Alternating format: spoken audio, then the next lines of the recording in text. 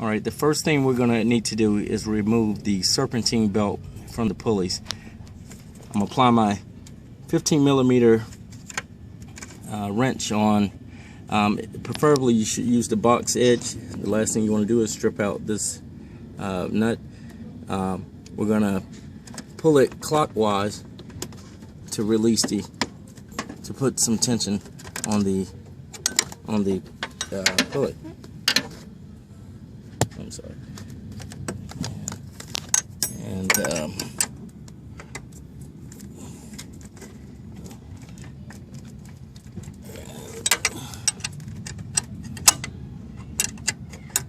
this is it's really an awkward spot because you don't have a whole lot of room to work with. But I'm gonna pull the tension on it and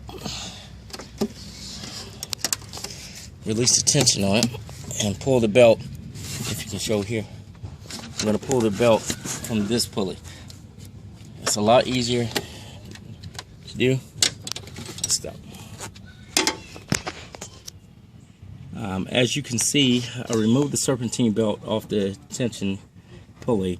I'm leaving it on the other pulleys, or at least I'm going to attempt to leave it on the other pulleys. That way it's a lot easier and quicker for me to get the belt back on. I don't have to waste the time running it back on the pulleys. And what you want to do is apply your 15 millimeter box in here, and you want to turn counterclockwise. And you'll notice it will start to spin. And I always use the box end because a lot of the parts under here are greasy, and if you slip, you could always end up injuring your hand or stripping out your bolt, stripping out the nut. You don't want that. And feel it loosening up. And very simple. As you can see, it's starting to loosen up now.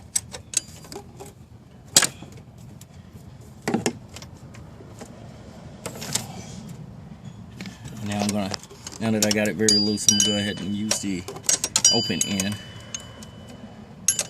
to get it out of there.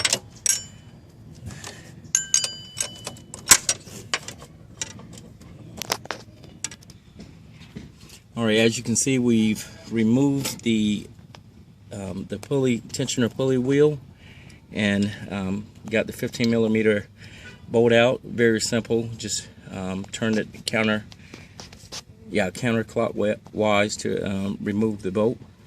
And now we're going to be installing the new one here. And this is the new one. This is how it's going to be inserted. And we have a washer here, and it's just going to sit like that. And we're going to try to hand tighten it, make sure the threads are properly inserted, and then we're going to tighten it down and put the belt back on. Alright, and now we have the new pulley on, and we're going to be putting the belt back on. And the belt is now on.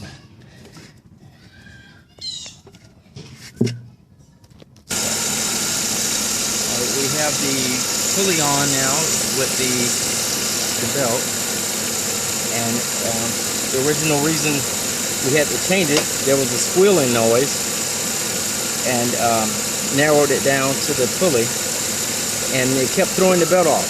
It was out of alignment enough that I couldn't see it with my eye, but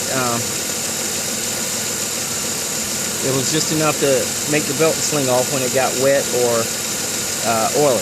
So hopefully that rectifies our problem, and it's over and done with. And thank you for watching.